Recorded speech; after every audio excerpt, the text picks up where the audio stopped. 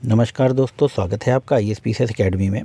और जैसा कि आप जानते हैं कि UPPCS जे का हम लोग प्रैक्टिस प्लस रिवीजन सीरीज चला रहे हैं। तो यहाँ पर हम लोग आज साक्ष्य अधिनियम का दूसरा वीडियो देखेंगे। तो यहाँ पर पहला क्वेश्चन कह रहा है कि एविडेंस में बी गिवन ऑफ, तो इसका जो सही आंसर होगा fact and issue and relevant fact, option C. Next question देखेंगे और हम फटाफट इसको करेंगे, ज़्यादा समय नहीं बर्बाद करेंगे आपका। भारतीय साक्ष्य अधिनियम के तहत साक्ष्य दी जा सकती है तो कहाँ पर? तो यहाँ पर ये देखिए, सुसंगत और विवादक तथ्यों पर, ऑप्शन सी हो जाएगा यहाँ पर इसका। नेक्स्ट क्वेश्चन की ओर बढ़ेंगे और नेक्स्ट क्वेश्चन कह रहा है कि भारतीय साक्ष्य अधिनियम 1872 की निम्न किस धारा में बताया गया है कि साक्ष्य विवादक तथ्यों और सुसंगत तथ्यों का दिया जा सकता है? तो धारा सी हो जाएगा, धारा 5 में ये बताया गया है। चलिए नेक्स्ट क्वेश्चन देखेंगे और नेक्स्ट क्वेश्चन कह रहा है कि ए का परीक्षण बी की हत्या के लिए किया जाता है जो एक गधा से उसकी हत्या करने के इरादे से उसे मारता है। एक परीक्षण के समय निम्नलिखित में से कौन सा विवादक तथ्य नहीं है? तो ऑप्शन जो इसका हो जाएगा 4 का, वो हो जाएगा बी, ए की बातचीत सी से, या ए की सी से बातचीत। चलिए नेक्स्ट देख लेंगे 5 नंबर क्वेश्चन में। 5 नंबर में लिखा है कि साक्ष्य अधिनियम के किस उपबंध में उसी समव्यवहार का भाग बनाना शब्दों का प्रयोग हुआ है? तो धारा 6 के अंतर्गत, ऑप्शन बी हो जाएगा यहाँ पर सही क्वेश्चन। चलिए नेक्स्ट क्वेश्चन देखेंगे। Relevancy of facts forming part of same transaction is dealt under which of the following section of the Indian Evidence Act? तो जो इसका सही आंसर हो जाएगा वो हो जाएगा सेक्शन 6, ऑप्शन बी। चलिए नेक्स्ट क्वेश्चन देखेंगे। साक्ष्य अधिनियम की धारा 6 का प्रावधान जो एक समव्यवहार से जुड़े तथ्यों की प्रासंगिकता से संबंधित है, निम्नलिखित सिद्धांतों में से किस पर आधारित है? तो ऑप्शन हो जाएगा इसका रेस जेस्टे से, यानी ऑप्शन सी। चलिए नेक्स्ट देख लेंगे। आंग्ल विधि के रेस जेस्टे या एक ही समव्यवहार के भाग के सिद्धांत का, तो 8 का जो हो जाएगा वो हो जाएगा सी, भारत में महत्व है और इसे भारतीय साक्ष्य अधिनियम 1872 की धारा 6 में समायोजित किया गया है। चलिए नेक्स्ट क्वेश्चन देखेंगे और मित्रों निरंतर अभ्यास करते रहें क्योंकि निरंतर अभ्यास ही सफलता की कुंजी है। तो 9 नंबर देख लेंगे। भारतीय साक्ष्य अधिनियम के अंतर्गत सुसंगतता एवं ग्राह्यता है। तो 9 नंबर का जो सही आंसर हो जाएगा वो है बी, ना तो समानार्थी ना ही समविस्तीर्ण। नेक्स्ट देखेंगे 10 में। वे तथ्य जो भले ही विवादक नहीं हैं, इस प्रकार विवादक तथ्यों से जुड़े होते हैं कि वे एक ही समव्यवहार का भाग होते हैं, और वे तो क्या है? ऑप्शन हो जाएगा ए यहाँ पर, वे संबंधित तथ्य और कार्य सिद्धांत के अंतर्गत सुसंगत होते हैं। और जब मित्रों इस वीडियो को आप देखें तो आप इसको डबल स्पीड पे देखें जिससे कि आपका फटाफट रिवीजन हो और आपके समय की बर्बादी ना हो, और क्योंकि समय से कीमती कुछ भी नहीं। जो तथ्य विवाद ना होते हुए किसी विवादक तथ्य से उस प्रकार से संसक्त हैं कि वे एक ही समव्यवहार के भाग हैं, चाहे वे उस समय और उसी स्थान पर या विभिन्न समयों या स्थानों पर घटित हुए हों, तो क्या होते हैं? सुसंगत होते हैं। चलिए 12 में देखें कि वे तथ्य जो दूसरे तथ्य से इस तरह जुड़े होते हैं कि उसी तथ्य का हिस्सा कहे जा सकते हैं, उनको सुसंगत तथ्य कहा जाता है। तो इसका हो जाएगा सी, ए और बी दोनों, यानी कि उसी समय घटित हुए हों, वे अलग अलग समय पर घटित हुए हों। चलिए नेक्स्ट देखेंगे 13 नंबर में। नियम अनुश्रुत साक्ष्य ग्राह्य नहीं है का अपवाद है, तो है रेस्ट जेस्टे, ऑप्शन सी। 14, भारतीय दंड संहिता की 1872 की कौन सी धारा इस सामान्य नियम का अपवाद है कि अनुश्रुत साक्ष्य नहीं है? तो धारा 6 यानी कि ए, रेस्ट जेस्टे। निम्नलिखित में से किस मामले में अनुश्रुत साक्ष्य ग्राह्य नहीं है? तो 15 का जो सही आंसर होगा वो है सी, जहां प्रत्यक्षदर्शी साक्षी ने तथ्य किसी अन्य व्यक्ति को बताए, वहां उस अन्य व्यक्ति का कथन यानी कि ए ने कुछ देखा और अपनी पत्नी बी से बताया तो वह ग्राह्य नहीं होगा। चलिए नेक्स्ट देख लेंगे। एक पत्नी ने मात्र तेज भागता हुआ वाहन देखा जिसने कुछ दूरी पर उसके पति को कुचल दिया। उसने दुर्घटना स्वयं नहीं देखी। पति एक दिन बाद हृदयाघात से मृत्यु हो गई। क्या पत्नी का यह साक्ष्य लिया जा सकता है कि दुर्घटना के उपरांत घायल पति ने उससे क्या कहा था? तो 16 नंबर का जो सही आंसर होगा हाँ, रेस्ट जेस्टे का एक भाग है। चलिए, R.M. मालकानी बनाम महाराष्ट्र राज्य में उच्चतम न्यायालय ने निर्धारित किया कि एक प्रासंगिक बातचीत का समकालीन टेप रिकॉर्ड एक प्रासंगिक तथ्य है। तो क्या है? रेस्ट जेस्टे। क्लियर? चलिए नेक्स्ट क्वेश्चन देखेंगे। साक्ष्य में टेप रिकॉर्डर बातचीत स्वीकार्य है अगर बातचीत मुद्दों के मामले के लिए प्रासंगिक है एवं आवाज़ की पहचान हो गई है। नेक्स्ट देख लेंगे। निम्न में से किस मामले में भारत के सर्वोच्च न्यायालय ने यह अभिनिर्धारित किया कि टेप रिकॉर्डर पर आधारित वार्तालाप ग्राह्य है या यदि वह सुसंगत है? तो R.M. मालकानी बनाम महाराष्ट्र राज्य। नेक्स्ट क्वेश्चन देखेंगे। सांवल दास बनाम बिहार राज्य का मामला संबंधित है तो वह है रेस्ट जेस्टे यानी संबंधित तथ्य और कार्य के नियम से। क्लियर? नेक्स्ट क्वेश्चन देखेंगे। निम्नलिखित में से कौन साक्ष्य के में ग्राह्य नहीं है? तो प्रहार हो जाने के उपरांत एक दर्शक द्वारा बोले गए शब्द, ऑप्शन बी। नेक्स्ट देखेंगे। आ पर बा को पीटकर उसकी हत्या करने का अभियोग है। निम्नांकित में से कौन सा तथ्य सुसंगत है? तो 22 नंबर में देख लेंगे हम लोग। यहाँ पर उपयुक्त सभी सुसंगत हैं। आ ने बा को जो कुछ कहा हो, पीटने के समय आ या बा के पास खड़े व्यक्तियों ने कुछ कहा था, पीटने के थोड़े समय पश्चात आ ने पास खड़े व्यक्तियों से जो कुछ कहा हो। चलिए नेक्स्ट देखेंगे। का एक सशस्त्र विप्लव में भाग लेकर यानी विद्रोह में भाग लेकर जिसमें संपत्ति नष्ट की जाती है, फौजों पर आक्रमण किया जाता है और जेलों को तोड़कर खोली जाती हैं, भारत सरकार के विरुद्ध युद्ध करने का अभियुक्त है, चाहे का उन सभी में उपस्थित नहीं रहा हो, फिर भी इन तथ्यों को घटित होना सुसंगत है क्योंकि तो वे साधारण समव्यवहार के भाग हैं। ऑप्शन डी हो जाएगा इसका सही आंसर। क्लियर? नेक्स्ट देखेंगे। निम्नलिखित में से कौन सा युग्म सुमेलित नहीं है? तो 24 का डी यहाँ पर सुमेलित नहीं है। तथ्य जो विवादक तथ्य से इस प्रकार संलग्न हैं कि वे एक ही समव्यवहार के अंग हो तो रूल निस, तो यह नहीं। निम्नांकित में से कौन सा सुसंगत तथ्य है? ऑप्शन यहाँ पर का के द्वारा खा की हत्या के विचरण होता है। तथ्य है कि खा जानता था कि का ने गा की हत्या की है। खा ने का से धन जबरदस्ती वसूला। खा विवाहित था। खा ने का की जानकारी में लोक विदित करने की धमकी दी। तो देखिए यहाँ पर यह सुसंगत नहीं है कि खा विवाहित है। तो देखिए 3 को एलिमिनेट कर देंगे तो यहाँ पर बाकी सारा तो ऑप्शन बी हो जाएगा यहाँ पर सही। देख लेंगे। नेक्स्ट देख लेंगे। भारतीय साक्ष्य अधिनियम 1872 के अधीन रेस्ट जेस्टे का सिद्धांत लागू होता है तो केवल दीवानी पर, केवल फौजदारी पर, यानी कि डी दोनों पर। नेक्स्ट देखेंगे 27 नंबर में। भारतीय साक्ष्य अधिनियम 1872 के अंतर्गत नियम रेस्ट जेस्टे लागू होता है तो यहाँ पर आपने देखा सिविल के साथ साथ आपराधिक प्रकरणों में, यानी दोनों में। नेक्स्ट देखेंगे। विचारणीय प्रश्न यह है कि क्या का ने खा को लूटा? निम्नलिखित कथनों में से कौन सा कथन है? खा ने अन्य व्यक्तियों से कहा था कि उसके पास रुपए हैं, सुसंगत तथ्य नहीं है, यानी ऑप्शन डी हो जाएगा। साक्ष्य अधिनियम की धारा 7 निम्नलिखित में से किसको सम्मिलित नहीं करती है? तो प्रयोजन को सम्मिलित नहीं करती है, ऑप्शन सी। नेक्स्ट देखेंगे। प्रश्न यह है कि क्या ए ने लड़ाई के दौरान बी की मृत्यु कारित की है? भारतीय साक्ष्य अधिनियम की निम्नलिखित में से किस धारा के अंतर्गत वे चिन्ह जो लड़ाई के स्थान पर एकत्र हुए हैं सुसंगत हैं? तो धारा 7 में सुसंगत होंगे। चलिए नेक्स्ट देख लेंगे। का द्वारा खा की हत्या के एक विचरण में निम्न में से कौन सा तथ्य सुसंगत नहीं है?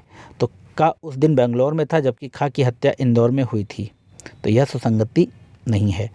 भारतीय साक्ष्य अधिनियम की धारा 8 किन तथ्यों के संबंध में सुसंगति का नियम प्रतिपादित करती है? तो तैयारी की हेतु के पूर्ववर्ती या पाश्चात्य आचरण के, यानी कि उपयुक्त में से सभी। नेक्स्ट क्वेश्चन देखेंगे। भारतीय साक्ष्य अधिनियम की धारा 8 संबंधित है, तो 8 संबंधित है साक्ष्य से। नेक्स्ट क्वेश्चन देखेंगे।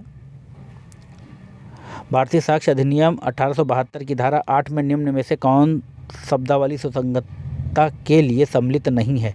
तो आशय 8 में सम्मिलित नहीं है। चलिए नेक्स्ट देखेंगे। भारतीय साक्ष्य अधिनियम की धारा 8 निम्नलिखित में से कौन सी शब्दावली सुसंगति के लिए नहीं है? तो आशय आपने देखा इससे पहले 8। नेक्स्ट देखेंगे। कोई तथ्य जो किसी विवाद्य तथ्य या सुसंगत तथ्य के हेतु या तैयारी दर्शित या गठित करता है, सुसंगत है भारतीय साक्ष्य अधिनियम की निम्नलिखित धाराओं में से। तो कौन सी धारा हो जाएगी यहाँ पे? यहाँ पे हो जाएगी धारा 8। नेक्स्ट क्वेश्चन देखेंगे। नेक्स्ट क्वेश्चन कह रहा है कि A is accused of B murder, which of the following will be relevant fact. तो जो इसमें यहाँ पर 37 नंबर है, यहाँ पर हो जाएगा ऑल अबव रिलेवेंट फैक्ट्स हैं।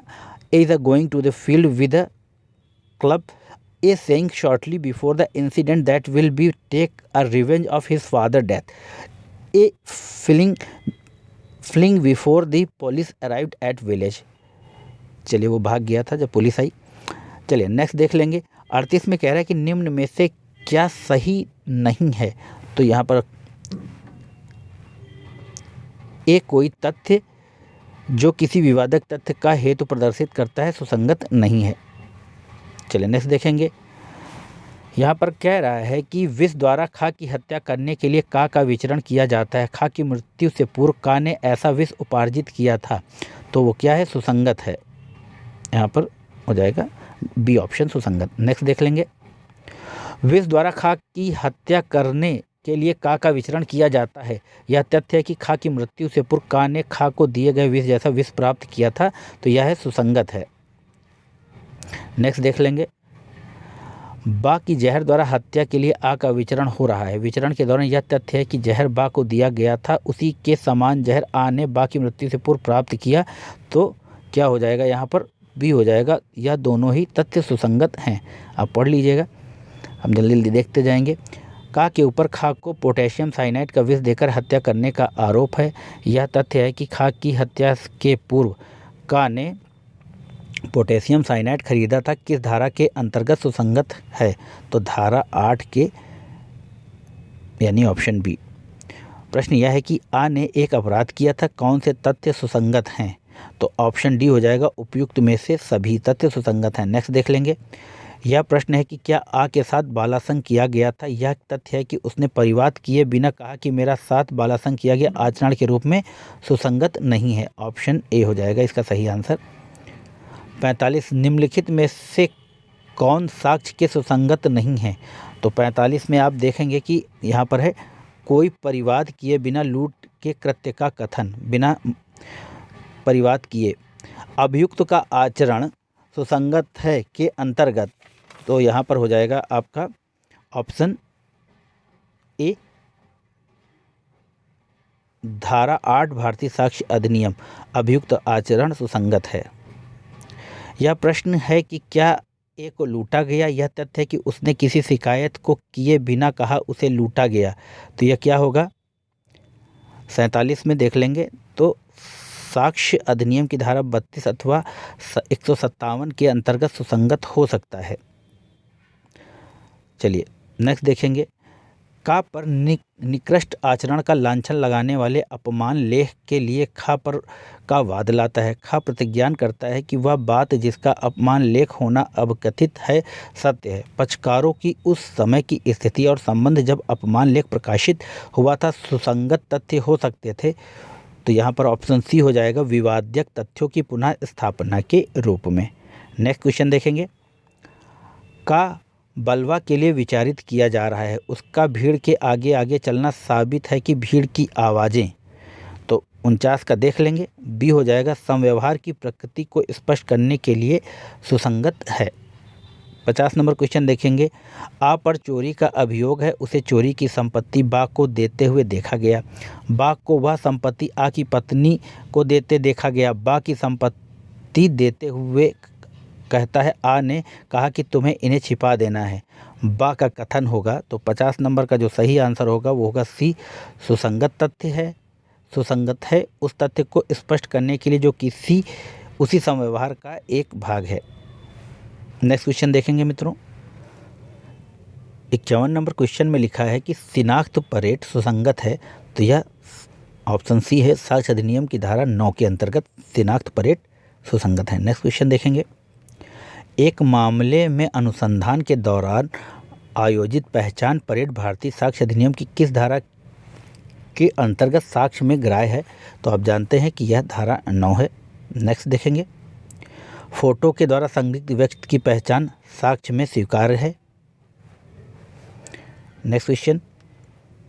पहचान की कार्रवाई साक्ष्य विधि के अधीन एक है, तो यहाँ पर हो जाएगा ऑप्शन बी, संपोषक साक्ष्य।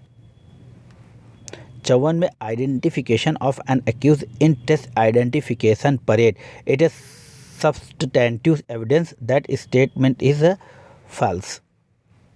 नेक्स्ट देखेंगे।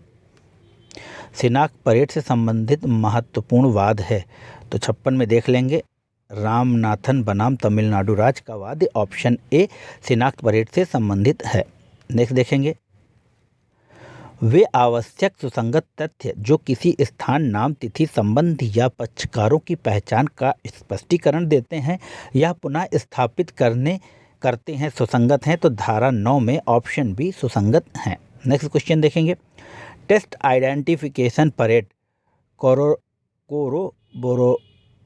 सबूत हैं, तो ऑप्शन बी हो जाएगा इसका सही आंसर। नेक्स्ट देखेंगे। आ पर यह आरोप है कि उसके द्वारा कोलकाता में किसी दिनांक को हत्या की गई। उसके द्वारा यह अभिवाक किया गया कि उस दिनांक को वह मुंबई में था। आ द्वारा दिया गया यह कथन भारतीय साक्ष्य अधिनियम की धारा के अंतर्गत सुसंगत होगा, तो 59 का सी, धारा 11 के तहत यह कथन सुसंगत है। 60 क्वेश्चन देखेंगे। भारतीय साक्ष्य अधिनियम 1872 के अनुसार निम्नलिखित में से कौन सा सही सुमेलित है? तो उपरोक्त में से कोई भी सही सुमेलित नहीं है। चलिए नेक्स्ट क्वेश्चन देखेंगे और इसका एक्सप्लेनेशन आप आगे बढ़ा के देख सकते हैं। शिनाख्त परेड किसके द्वारा ली जाती है? तो यहाँ पर लिखा है इनमें से कोई भी नहीं, ऑप्शन डी। शिनाख्त परेड पुलिस अधिकारी द्वारा किसी भी नागरिक तथा मजिस्ट्रेट द्वारा ली जा सकती है, किंतु पहचान कार्रवाइयाँ करने के में मजिस्ट्रेट को प्राथमिकता दी जाएगी। चलिए नेक्स्ट क्वेश्चन देखेंगे। चलिए यहाँ पर एक सूची को सूची 2 से मिलाना है, तो जो इसका सही आंसर होगा वो है सी। तो हम लोग चलिए इसकी मिला लेंगे और इसकी प्रैक्टिस भी हो जाएगी। तो ए का 3 तथ्य जो विवादक तथ्य का परिणाम है, तो यहाँ पर हो जाएगा धारा 7। ठीक। फिर B4 तथ्य जो एक ही समव्यवहार के भाग हैं, यानी धारा 6। रेस्ट जेस्ट जिसको बोला था आपने भी। फिर तथ्य जो विवादक तथ्य की तैयारी दर्शाता है, तो धारा 8। और फिर सुसंगत तथ्यों के स्पष्टीकरण या पुनः स्थापना के लिए आवश्यक तथ्य, तो धारा 9। यह हो गया इसका मिलान। चलिए नेक्स्ट क्वेश्चन की ओर बढ़ेंगे। यहाँ भी एक सूची दी हुई है और इसको मिला लेंगे, तो यहाँ पर देखिए इसका जो सही आंसर है वो बी है। तो ए का 2 हेतु धारा, माफ़ कीजिएगा, धारा 62 में हेतु के बारे में है। फिर B3 है, माफ़ कीजिएगा B3 था यहाँ पर, सॉरी A3 था, हेतु धारा 8 में सुसंगत है। फिर यहाँ पर B4 हो जाएगा निश्चायक सबूत, धारा 4। फिर C2 प्राथमिक साक्ष्य, धारा 62। प्राइवेट दस्तावेज, धारा 75। चलिए नेक्स्ट देखेंगे। आर बनाम ब्लैक का वाद भारतीय साक्ष्य अधिनियम की किस धारा से संबंधित है? तो धारा 10 से संबंधित है। नेक्स्ट क्वेश्चन देख लेंगे। मिर्जा अकबर बनाम किंग एम्परर संबंध है, तो धारा 10 से। Next question. साक्ष्य अधिनियम के अंतर्गत सामान्य परिकल्पना के बारे में षड्यंत्रकारी द्वारा कही या की गई बातें किस धारा के अंतर्गत सुसंगत हैं? तो धारा 10 के अंतर्गत सुसंगत हैं। चलिए षड्यंत्र साजिश से संबंधित सबूत है, तो 67 में देख लेंगे ऑप्शन सी, साजिशकर्ता का समान इरादा एवं उसे आगे बढ़ाने के लिए उनमें से किसी ने कुछ भी कहा, किया या लिखा हुआ है। चलिए नेक्स्ट क्वेश्चन देखेंगे। यह विश्वास करने का युक्तियुक्त आधार है कि का भारत सरकार के विरुद्ध युद्ध करने के षड्यंत्र में सम्मिलित हुआ, किंतु वह केवल खा को जानता है, जिसने षड्यंत्र के उद्देश्य के लिए पाकिस्तान में शस्त्र, आयुध एवं गोला बारूद उत्पात किए थे। निम्न में से कौन सा तथ्य का कि उसमें सह अपराधिकता साबित करने के लिए सुसंगत नहीं है? तो 68 का ये हो जाएगा कि गा ने वैसे ही उद्देश्य से कलकत्ते में धन संग्रह किया। चलिए नेक्स्ट क्वेश्चन देखेंगे। और 69 में कह रहा है कि भारतीय साक्ष्य अधिनियम 1872 की कौन सी धारा एजेंसी या अभिकरण के सिद्धांत पर आधारित है? तो वह है धारा 10 अभिकरण के सिद्धांत पे। नेक्स्ट क्वेश्चन देखेंगे। भारतीय साक्ष्य अधिनियम की निम्न धाराओं में से किसमें अन्यत्र उपस्थित या प्ली ऑफ एलिबी संबंधित प्रावधान दिया गया है? तो धारा 11 में यह प्रावधान दिया गया है। नेक्स्ट क्वेश्चन देखेंगे। आ द्वारा बा की हत्या के एक विचरण में कौन सा तथ्य सुसंगत नहीं है? तो जो 71 है उसमें ऑप्शन डी हो जाएगा। आ उस दिन बम्बई में था जबकि बा की हत्या चेन्नई में हुई थी, यह सुसंगत नहीं है। एलएबी विनियमित होती है, तो भारतीय साक्ष्य अधिनियम की धारा 11 के अंतर्गत एलएबी विनियमित होती है। प्रश्न यह है कि क्या ए ने किसी व्यक्ति की अमुक दिन कोलकाता में हत्या की? यह तथ्य है कि वह उस दिन लाहौर में था। सुसंगत है ऑप्शन ए। भारतीय साक्ष्य अधिनियम 1872 के प्रावधान अनुसार निम्न में से कौन सा कथन सही नहीं है? 74 के अनुसार वे तथ्य जो किसी विवादित तथ्य से असंगत हैं सुसंगत नहीं होंगे। कोई तथ्य अन्यथा सुसंगत नहीं होने के बावजूद कुछ परिस्थितियों में सुसंगत होता है। उन परिस्थितियों का साक्ष्य अधिनियम की किस धारा में उपबंधित किया गया है? तो धारा 11 में उपबंधित किया गया है। ऑप्शन ए हो जाएगा इसका सही आंसर। 76 निम्नलिखित में से कौन सा षड्यंत्र साबित करने के लिए साक्ष्य की सुसंगतता हेतु सही नहीं है? तो ऑप्शन डी हो जाएगा यहाँ पर। इससे अन्य पक्षकार के पक्ष में यह साबित करने के लिए कि कोई व्यक्ति उसमें पक्षकार नहीं था प्रयोग में लाया जा सकता है। नेक्स्ट क्वेश्चन देखेंगे।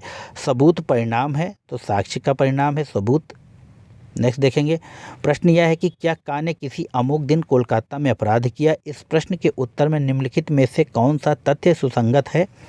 तो यह कि का उस दिन मुंबई में था। आप जानते हैं इस क्वेश्चन को पहले भी पढ़ चुके हैं। 79 प्रश्न यह है कि क्या किसी निश्चित दिन आ ने मुंबई में अपराध घटित किया? यह तथ्य है कि उस दिनांक को आ चेन्नई में था। भारतीय साक्ष्य अधिनियम के किस प्रावधान के तहत सुसंगत है? तो धारा 11 के तहत यह सुसंगत है। अन्यत्र होने का बचाव शासित होता है, तो वह साक्ष्य अधिनियम की धारा 11 के द्वारा अन्यत्र होने का बचाव शासित होता है। भारतीय साक्ष्य अधिनियम की धारा 11 एक अभियुक्त को साधारणतः या अभिवाचन लेने के लिए सक्षम बनाती है। एलईबी। नेक्स्ट क्वेश्चन देखेंगे। अन्यत्र स्थित अभिवाक को सिद्ध करने का भार है, तो किस पर है? अभियुक्त पर। ऑप्शन बी हो जाएगा इसका। 83 में दूधनाथ पांडे बनाम उत्तर प्रदेश राज्य वाद साक्ष्य विधि के किस विषय से संबंधित है?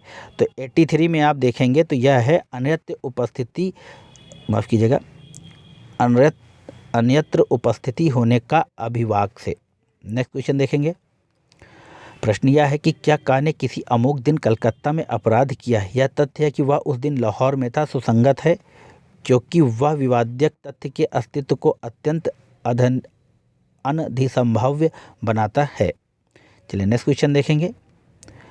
का प्रतिज्ञात करता है कि उसने अमुक दिन खा को लाहौर में देखा। का से पूछा जाता है कि क्या वह स्वयं उस दिन कलकत्ते में नहीं था। वह इसका प्रत्याख्यान करता है।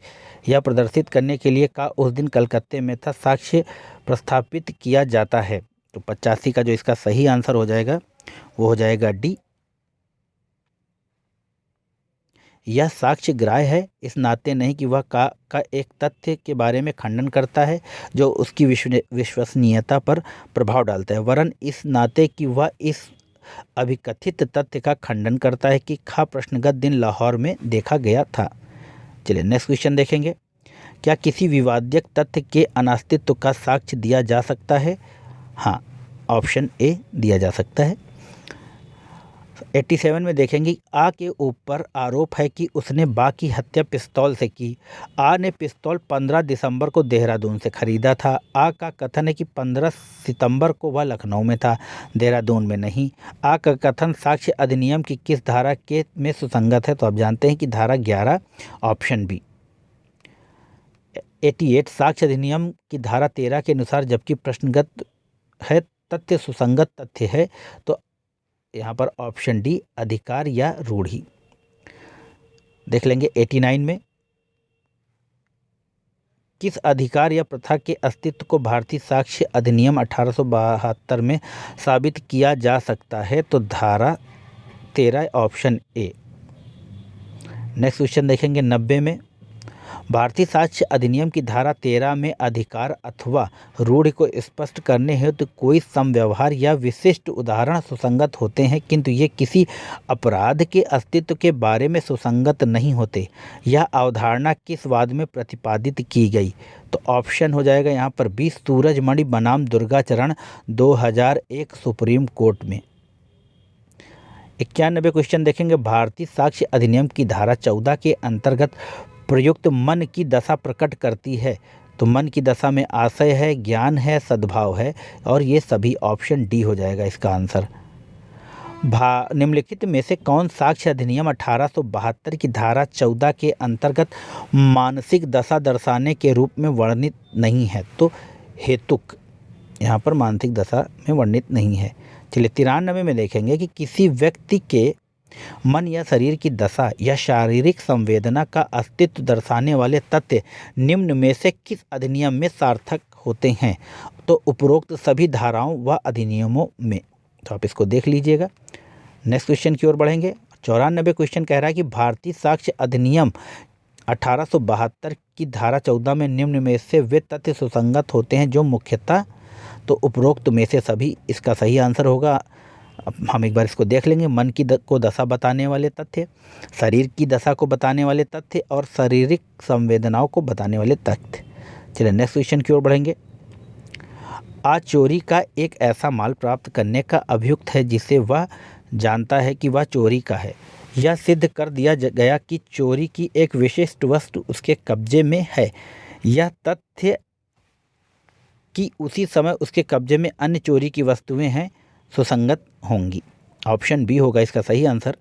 चलिए नेक्स्ट देख लेंगे। 96 का पर खा की ख्याति की अपहानि करने के आशय से एक लांछन प्रकाशित करके खा की मानहानि करने का अभियोग है।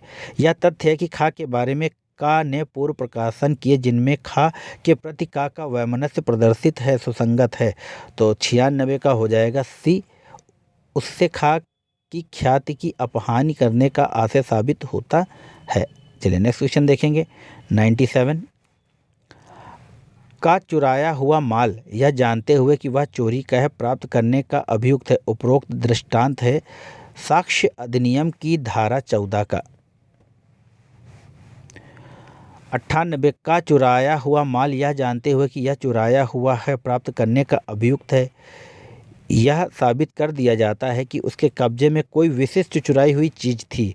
भारतीय साक्ष्य अधिनियम 1872 की किस धारा के अनुसार यह तथ्य कि उस समय उसके कब्जे में कई अन्य चुराई हुई चीज़ें थी यह प्रदर्शित करने की प्रकृति रखने वाला होने के नाते सुसंगत है कि जो चीज़ें उसके कब्जे में थी उसमें से हर एक और सब के बारे में वह जानता था कि वह चुराई हुई हैं। तो 98 का जो इसका सही आंसर हो जाएगा वो धारा 14 हो जाएगा। इससे पहले भी आप देख चुके हैं, यहाँ पर ऑप्शन बी होगा। चलिए नेक्स्ट देखेंगे। 99 का साशय असन द्वारा खा की मृत्यु कारित करने के लिए हत्या करने के आशय से असन करने का अभ्यासी है। तो क्या होगा? 99 का बी विसंगत है। ऑप्शन बी हो जाएगा सही इसका देख लेंगे। चलिए लास्ट क्वेश्चन देखेंगे। आ ऐसी अपेक्षा के लिए बा पर वाद लाता है जो बा ने उसे युक्तियुक्त रूप से अनुपयोगी गाड़ी भाड़े पर देने द्वारा की, जिससे आ को क्षति हुई थी। यह तथ्य है कि बा उन गाड़ियों के बारे में जिन्हें वह भाड़े पर लेता है अभ्यस्त अपेक्षावान था। तो 100 का जो सही आंसर होगा विसंगत है, ऑप्शन बी। तो मित्रों यह थे साक्ष्य अधिनियम के 100 महत्वपूर्ण प्रश्न।